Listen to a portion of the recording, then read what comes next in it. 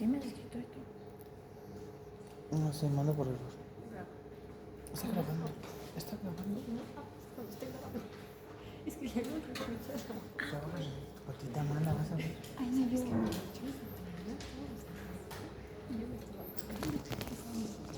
Muy bien, chicos, continuemos entonces con la parte de sangre. Ya esta es la última parte de sangre y luego vamos a entrar a aparatos circulatorios. ¿Está bien?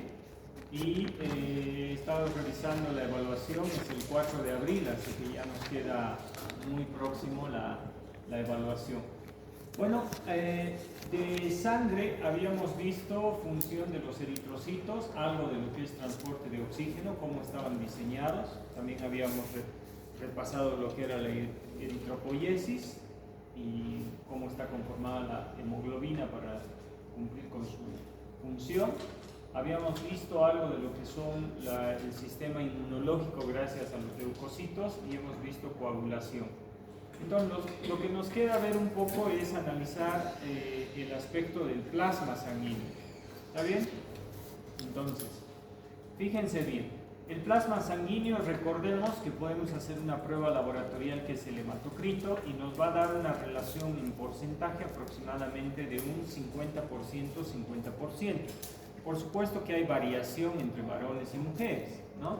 Sin embargo, cuando analizamos el plasma sanguíneo, ¿sí?, individualmente, vamos a encontrar de que estará formado mayormente por gran cantidad de agua, que representará el 92%. Tendremos un porcentaje de proteínas plasmáticas, y acuérdense que las proteínas plasmáticas tienen un promedio entre 7 a 7.5, por si acaso. 7 a 7.5 gramos por decilitro también. ¿Está bien? Entre 7 a 7.5 gramos por decilitro. Y eso representará aproximadamente el 7% del componente del plasma. Luego tenemos otros solutos que representarán el 1% relacionados con compuestos iónicos, cationes y aniones, por ejemplo, electrolitos, algunos compuestos como la glucosa, lípidos, vitaminas, hormonas, enzimas, algunos productos de desecho como el ácido úrico, la urea, la creatinina, y también hay otro tipo de proteínas enzimáticas, por si acaso. ¿Está bien? Perfecto. Entonces ahora tenemos que ver más o menos algunas funciones de lo que está relacionado con estos elementos. ¿Está bien? Muy bien.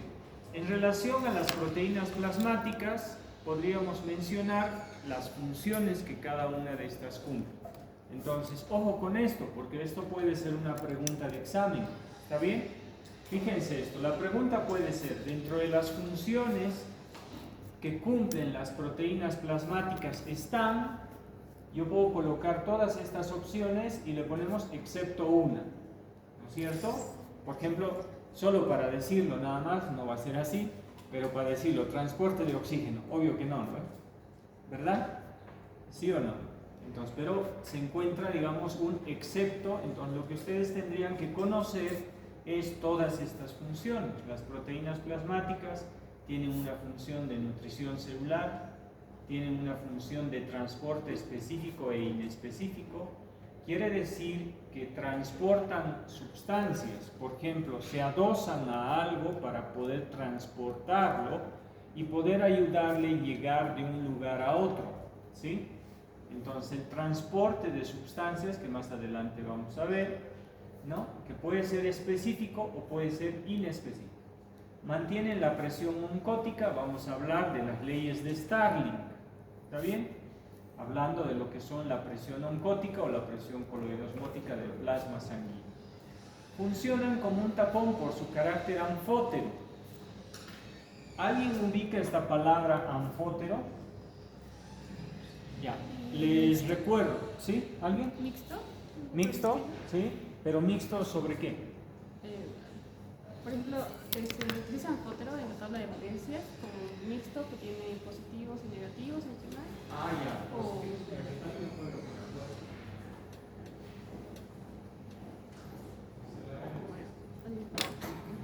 Estamos hartos. o como valencia extra, creo. Entonces, dentro de las proteínas, por ejemplo, la hemoglobina, por ejemplo, junto al glóbulo rojo, igual podría funcionar. Un anfótero, chicos, recuerden ustedes el pH que es ácido y alcalino, ¿sí o no? ¿Está bien? ¿De qué depende de que una sustancia sea ácida o alcalina? De los compuestos iónicos libres, o sea, quiere decir mayor cantidad de hidrógeno. ¿Está bien? Solo por decirlo, yo que tengo aquí en este ambiente, en este líquido, 50 hidrógenos. Esos 50 hidrógenos hacen que esta solución sea ácida. ¿Está bien? Entonces tú le pones una proteína ahí, y si esta proteína cumple la función de ser anfótero, quiere decir que va a causar reacciones químicas, lo que decía, transporte, ¿verdad? Se va a unir a alguien.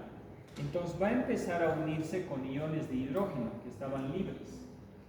Al captar el hidrógeno, entonces la solución va a tender a alcalinizarse. Entonces un anfótero tiene una propiedad de comportarse como alcalino frente a un ácido.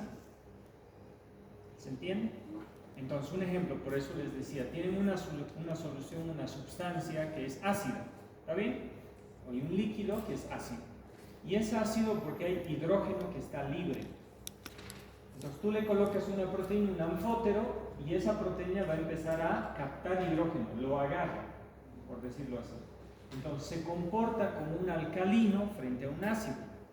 ¿Y qué pasa si en este otro lado ustedes ponen una sustancia que no sea ácida, más bien sea alcalina? ¿Está bien? Las proteínas tienen adosadas dentro de sí compuestos de hidrógeno. ¿Está bien? Entonces tú pones hidrógeno en esta solución que es alcalina, y lo que más bien va a hacer es decir, esto está muy alcalino, tengo que equilibrarlo, entonces va a empezar a liberar hidrógeno. Entonces un anfótero básicamente es una sustancia que se comporta como ácida frente a una sustancia alcalina, liberando hidrógeno al medio, o se puede comportar como un alcalino frente a un ácido. Y lo que decía su compañera era correcto. Tiene esas dos propiedades, esas dos funciones de comportamiento, ¿no? Entonces ayuda a equilibrar el pH, por ejemplo. Entonces las proteínas un poco tienen. La mayor parte, digamos, la tiene el bicarbonato, por ejemplo, la tiene la hemoglobina también como una sustancia amortiguadora. A eso se le llama, después lo vamos a ver en la parte práctica también, como los sistemas buffer, en la práctica número 1. ¿Está bien? ¿Sí? Los sistemas buffer. Luego tenemos una protección contra las hemorragias. Si yo les preguntara, ahí está, cada vez que vamos avanzando siempre se me puede ocurrir una pregunta y es así como hacemos las evaluaciones. Trato de ayudar un poco a que ustedes entiendan cómo hacemos las evaluaciones o cómo preguntamos. A mí me interesaría mucho de que ustedes sepan de que dentro de las proteínas plasmáticas hay un componente que te protege para la pérdida de sangre, ¿sí o no? ¿Está bien? Entonces yo puedo preguntar de la siguiente forma. Una de las proteínas plasmáticas, por ejemplo, ¿sí?, tiene función específica para evitar o tiene función específica dentro de la hemostasis y la coagulación. Es una pregunta sencilla y fácil. ¿Qué proteína plasmática es? Y ahí le pongo para que ustedes escriban. No va a ser de selección múltiple, digamos, esa pregunta que es más sencilla. Y la respuesta es... Ya se aplazaron. La respuesta es... Proteína plasmática. Sí. Hemos llevado la anterior. ¿No? Ah, repito la pregunta. Con razón. A ver, repito la pregunta. Dice, dentro de las proteínas plasmáticas existe una que cumple una función específica dentro del proceso de hemostasia y coagulación. Nos referimos a, y le pongo puntitos para que ustedes llenen esa. ¿A qué proteína plasmática? La más fácil. ¿Tromboxano? No. ¿No? ¿Recuerdan que el proceso de la cascada de coagulación tiene un solo objetivo al final? Transformar el... Ya, ¿y el fibrinógeno qué es? Aparte que es el factor 1 de coagulación. ¿Qué es? Es una proteína plasmática. Es la única, digamos, dentro de las proteínas plasmáticas más importantes. Entonces, la respuesta, para mí esa es una pregunta demasiado obvia y muy sencilla. Ahora me doy cuenta de que no, ¿verdad? ¿Sí o no? Entonces, de esa forma tienen, o de pronto sí lo saben, pero como que les cuesta. Y de pronto sí, cuando lo revisen y vean lo que hemos llevado en coagulación, ahí se van a dar cuenta. Pero claro, no están pensando ustedes en eso.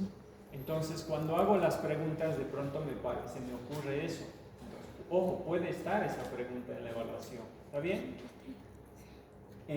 Y por eso dice dentro de las funciones, entonces, por favor, esto igual ténganlo presente. Las proteínas obviamente van a tener nutrición celular, el transporte de sustancias o moléculas, mantienen la presión oncótica, funcionan como un tampón, o sea, como un amortiguador, porque tiene un carácter anfótero, o sea, tiene que ver con el equilibrio del pH. Esa también puede ser una pregunta, pero es más rebuscada esa, ¿no?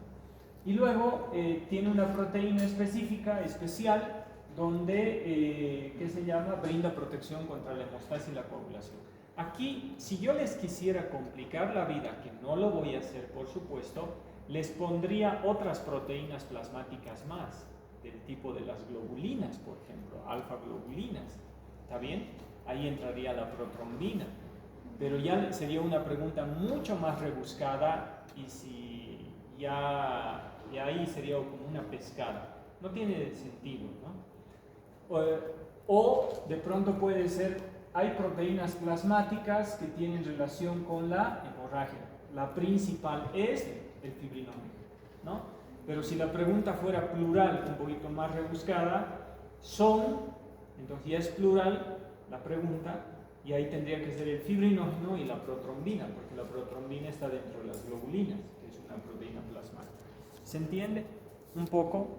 Entonces, más o menos así vamos haciendo un poco las preguntas en la medida de lo que les vamos dando. ¿Está bien? Veamos algunas alteraciones que pueden haber en relación a la cantidad de proteínas. Por supuesto, el término correcto que nosotros utilizamos para la caída en la cantidad de proteínas va a ser la hipoprotoneminemia, ¿sí o no? Hipo siempre va a ser disminución, e hiper va a ser aumento. Bien, entonces puede haber un aumento en la cantidad de proteínas, ¿sí? Totales, no estamos hablando en específico. Para enfermedades específicas, sí, ahí se habla de específico, ¿no? Pero ahora es conocimiento general. ¿Qué pasa cuando ocurre el aumento en la cantidad de proteínas? Generalmente puede deberse a una deshidratación, que baje la cantidad del plasma sanguíneo. Luego vamos a ver las cantidades de líquido extracelular e intracelular. Pero si cae, digamos, tú estás deshidratado, entonces no es que va a haber mayor cantidad de proteínas, aparentemente va a haber, ¿no? Y eso puede jugar un papel importante en la presión coloidosmótica. Más adelante lo vamos a mencionar. Pero fíjense de que el aumento puede deberse a una deshidratación. Esta deshidratación también puede estar asociada a una infección, ¿sí? Entonces, por ambos casos. Si tú tienes, por ejemplo, 50 proteínas, pero tienes en 1 litro de agua, entonces por supuesto esto va a estar fluyendo muy bien, ¿sí o no? Pero ¿qué pasa si tú tienes solamente medio litro de agua y tienes las mismas 50 proteínas? Ahí se altera todo, ¿está bien? Entonces por eso es importante de que el paciente, por ejemplo, tenga cantidades adecuadas de líquido dentro de las células y fuera de las células, ¿está bien? La disminución, que es, digamos, relacionado con algunas enfermedades. Fíjense, puede haber mayor pérdida, menor ingreso o menor síntesis. Entonces, aquí deberíamos nosotros saber algo para identificar. Por ejemplo, si yo les digo, hay una disminución de las proteínas, pero en cuanto a la síntesis, ¿qué quiere decir síntesis? formación. Entonces, ¿cuál órgano estará afectado si tengo disminución en la producción de proteínas? Un órgano grande, el hígado, porque el hígado produce las proteínas plasmáticas. Entonces puede haber una infección hepática o una hepatitis, o puede haber un problema hepático. Entonces, cuando te dice que las proteínas disminuyen porque hay una disminución en la producción, o sea, en la síntesis, el órgano afectado va a ser el hígado, ¿sí? Entonces hay algún problema hepático. ¿Está bien? ¿Qué pasa si es que existe una mayor pérdida de proteínas? Les diré ya de que la sangre dentro del proceso de circulación pasa por el riñón y por los glomérulos para ser filtrada, ¿sí o no? Entonces, muchas veces la membrana del glomérulo, en algunas nefritis, enfermedades renales, entonces las proteínas pueden pasar y se empiezan a eliminar. A eso se le llama proteinuria. Por eso hacen exámenes de orina. Casi nosotros en odontología no hacemos exámenes de orina, a no ser que detectemos algún problema y luego lo derivemos o algo, entonces ahí sí va a importar si hay falla hepática o falla renal. ¿Por qué nos interesaría conocer falla hepática o falla renal? Es para que nosotros no demos fármacos que vayan a dañar estos órganos, ¿verdad? Entonces ese es el objetivo. Entonces, si hay disminución en la síntesis, el problema va a ser el hígado. Algo está pasando en el hígado. Si el problema es mayor pérdida, hay una nefritis, hay algún problema urinario o renal. ¿Está bien?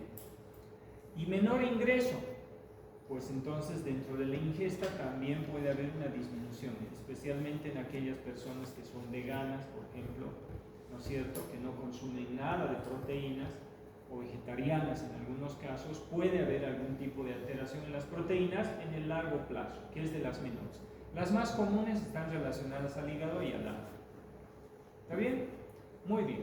Ahora veamos entonces cuáles son las proteínas plasmáticas. ¿Sí? Ese 7%. La albúmina es, fíjense, una de las proteínas en mayor cantidad, siendo que esta albúmina es pequeña en tamaño, quiero decir. Si ustedes ven acá, dice albúmina representa 4.5 gramos por decilitro, pero lo que a nosotros nos interesa es este 60%.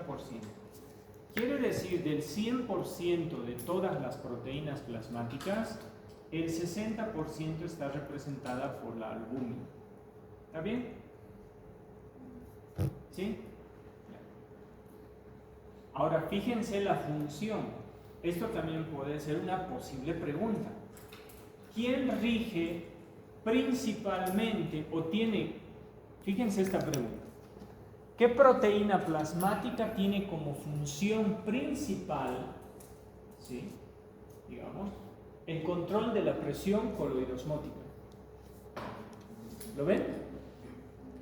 Ya se me ocurrió acá una pregunta.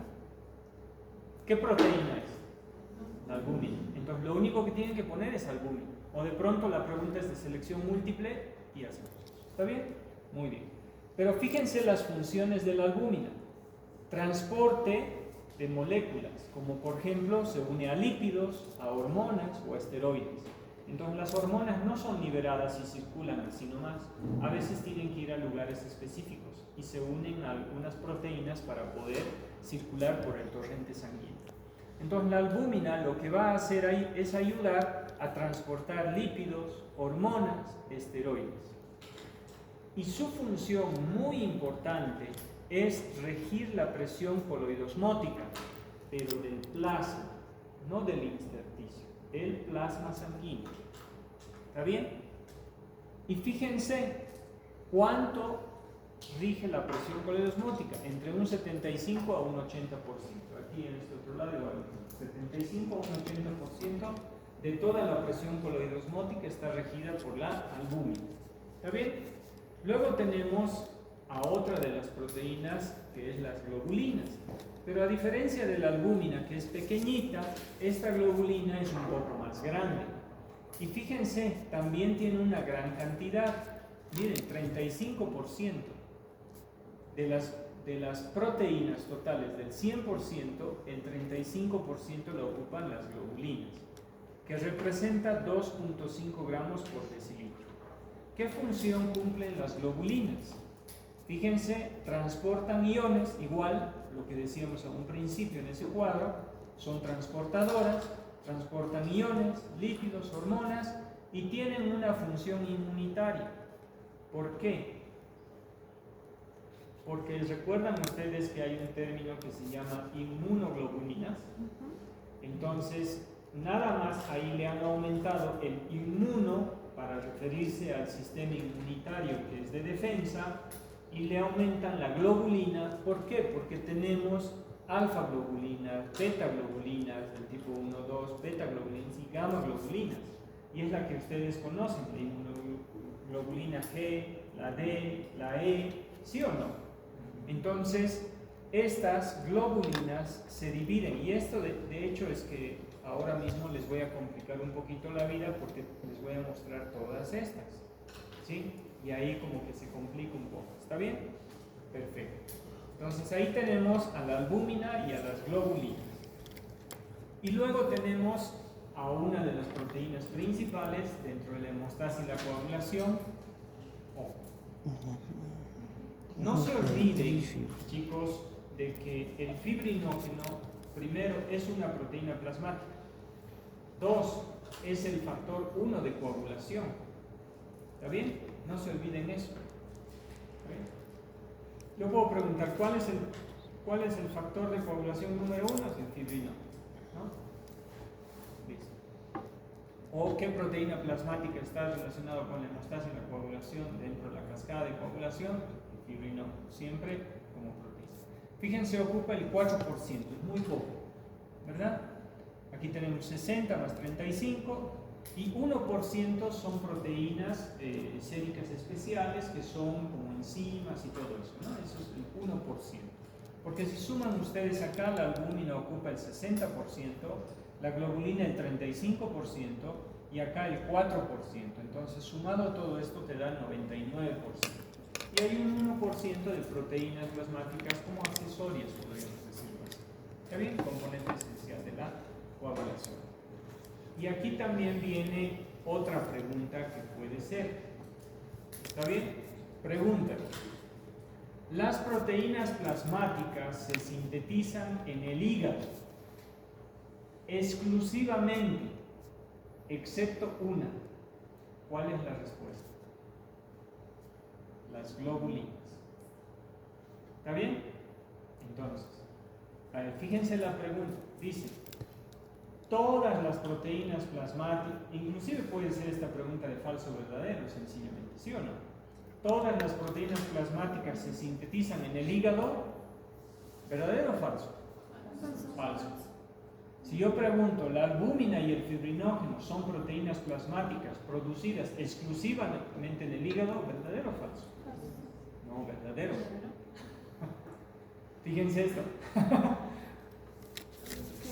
Las proteínas plasmáticas, albúmina y fibrinógeno, son producidas exclusivamente en el hígado. Verdadero. ¿Sí o no? ¿Está bien? Entonces, mi pregunta va a ser, si las globulinas no se producen exclusivamente en el hígado, digamos que un 80% se produce en el hígado, el otro 20% ¿dónde se producen? Y ahí entra el razonamiento lógico. Si son inmunoglobulinas, ¿dónde se producirán? Inmuno, sistema inmune. Tendrá que ser órganos linfoides, porque los órganos linfoides estarán relacionados con el sistema inmunológico. ¿Se entiende? Ya, muy bien. Entonces, ojo, las globulinas se sintetizan en el hígado en su mayor parte, pero una parte, al ser inmunoglobulinas, se sintetizan en órganos linfoides. ¿Está bien? Ya, eso ya está claro. Fíjense algunos datos. La albúmina, aquí está lo claro. Miren, dice hígado, 12 gramos por día, representan el 60%. Esto no les voy a preguntar, porque no sirve de nada que conozcamos todo esto de memoria si no tiene una implicancia clínica de diagnóstico. Y para nosotros muy poco va a servir, digamos, dentro de la clínica. Entonces, esto es de conocimiento. Peso molecular, 69.000 Daltons, forma elipsoidal, peso molecular bajo, es chiquito y la elevada concentración regirá la presión coloidosmótica. Esto sí es importante que conozcamos, que rige la mayor cantidad de presión coloidosmótica entre el 75 y el 80%. Se une a ácidos grasos, lo que habíamos dicho hace rato, lípidos libres, calcio, bilirrubina, penicilina. Fíjense, se une también a algunos fármacos, a cortisol como la hormona, las tirosinas, etc. Concentración.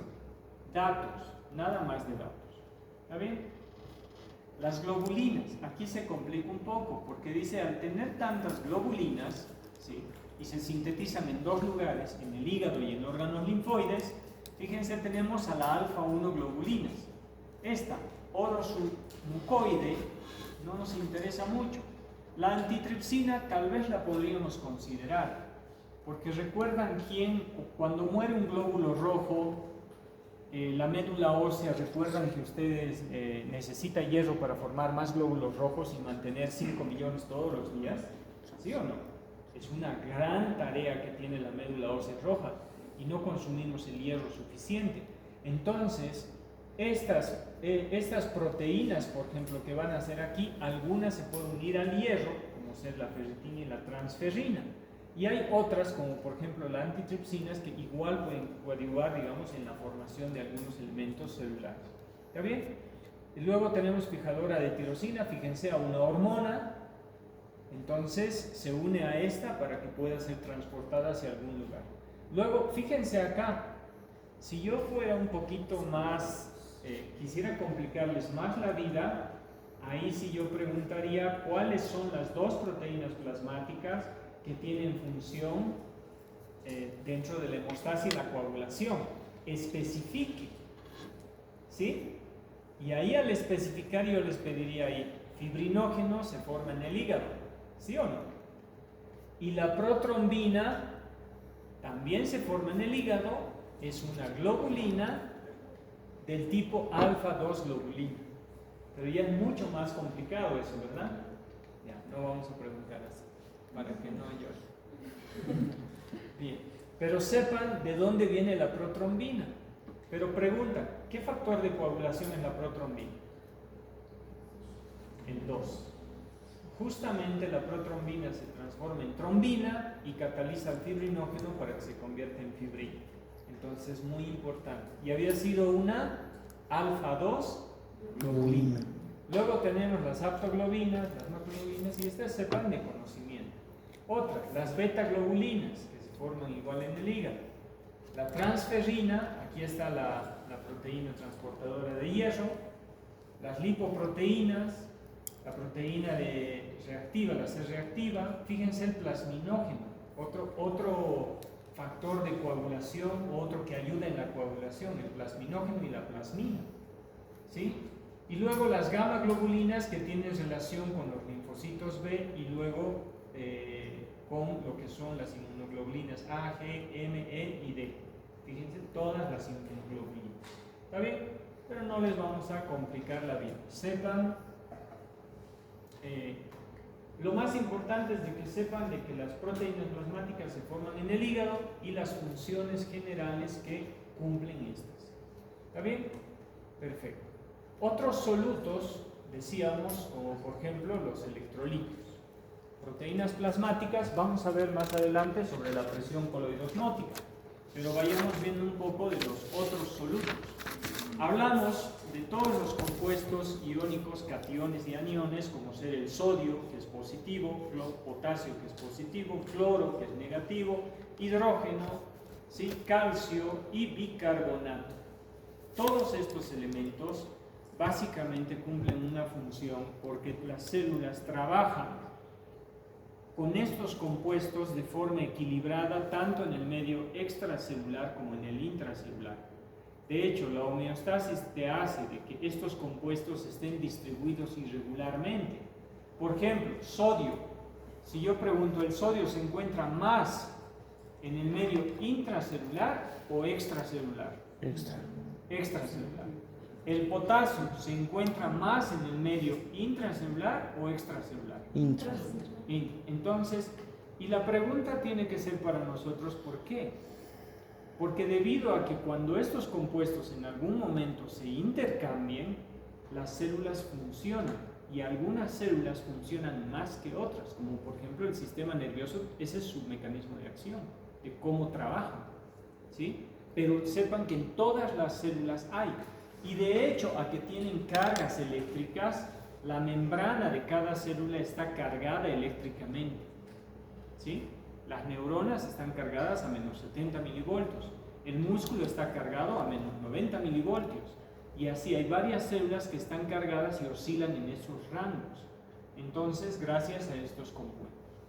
Otros compuestos, como por ejemplo los nutrientes, ¿no?, que son esenciales, ya saben, una mitocondria necesita hidratos de carbono, necesita, que se va a convertir en glucosa, necesita oxígeno, ¿para qué? Para transformar esos compuestos en ATP, para todos los procesos celulares donde se requieren tipos de transporte, por ejemplo, con gasto de energía. ¿Está bien? Entonces, se sintetizan a partir de eso. O sea, básicamente todo lo que nosotros consumimos debería ir a parar acá, sustancias químicas, nutrientes, a la célula para que ocurra el metabolismo celular, ¿no? Y los productos de desecho, que obviamente van a ser transportados hacia el riñón para la excreción, o también van a ser transportados por el intestino hacia ciertos lugares como el hígado y la vesícula biliar, donde también ahí hay ese reservorio de la bilis, es un medio de excreción también, ¿no? Muy bien. Entonces, dentro de otros solutos, ojo, tenemos electrolitos, tenemos compuestos orgánicos que son los nutrientes, que servirán al metabolismo celular. Estamos hablando de glucosa, hidratos de carbono, ¿sí?, aminoácidos, lípidos dentro de esto, y los productos de desecho, cualquiera que esté. Ahora veamos dentro de las proteínas plasmáticas. Esta diapositiva debería estar antes de la otra, ¿sí? Se me ha cruzado.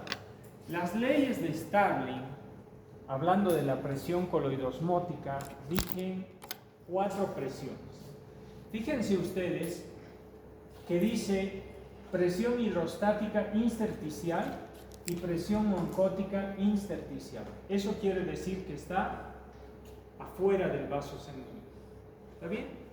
Eso está afuera del vaso sanguíneo. Pero acá dice presión hidrostática capilar y presión oncótica capilar. Entonces tenemos 2 presiones dentro del vaso sanguíneo y 2 presiones fuera del vaso sanguíneo. Revisemos esto. La presión hidrostática capilar es básicamente la presión que ejerce la sangre sobre la pared de las arterias debido a todos los elementos que ésta la conforman.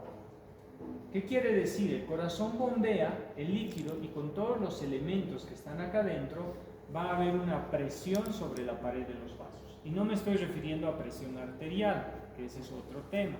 Nos estamos refiriendo a la presión hidrostática, que es netamente del líquido, ¿sí? Entonces, por ejemplo, ¿cuándo se altera esto? En pacientes con hipertensión. Cuando sube la presión, han escuchado hablar, dice, mi presión está alta de algún paciente, puede haber un desequilibrio acá, especialmente con hipertensiones sostenidas o con pacientes que tienen la enfermedad de hipertensión, no que son con presión alta, sino que ya son detectados como pacientes hipertensos. Entonces puede ocurrir de que la sangre aumenta la presión sobre los capilares, por lo tanto va a crear una filtración, quiere decir que va a salir un poco de plasma hacia el intersticio, ¿sí? Hacia el intersticio. Entonces esa es una fuerza. ¿Cuál es su equilibrio? La presión coloidosmótica o oncótica del capilar. Pregunta, otra vez la misma pregunta, a ver, rápido piensen. ¿Quién rige en su mayor parte la presión coloidosmótica capilar? La albúmina. Listo, ya está. ¿Verdad? ¿Sí o no? Dentro de las leyes de Starling, entonces, por ejemplo, dice, ¿qué compuesto o qué sustancia, digamos, rige la presión oncótica o coloidosmótica del plasma la albúmina. ¿Está bien? ¿Recuerdan? 75-80%. Albúmina, no se olviden. Entonces, ¿qué hace este compuesto? Es al revés. Mientras más cantidad de albúmina yo tenga dentro del capilar, esta, paradójicamente, lo vamos a revisar en la parte práctica, igual los que pasan conmigo la tenéis de estable, es que esta tiende a meter el líquido. ¿Está bien? Tiende a meter el líquido. Bueno. Tiende a meter el líquido. Ya casi terminamos. ¿Está bien? Entonces, fíjense, en un paciente hipertenso puede haber lo siguiente: aumenta la presión, aumenta la filtración del plasma y en las mañanas puede amanecer con edemas en los pies. Si amanece con edemas en los pies, o hay un problema del corazón, o hay un problema de la hipertensión, o hay un problema del sistema renina-angiotensina relacionados con el riñón. Quiere decir que estas presiones no están equilibradas y el plasma se está saliendo al intersticio.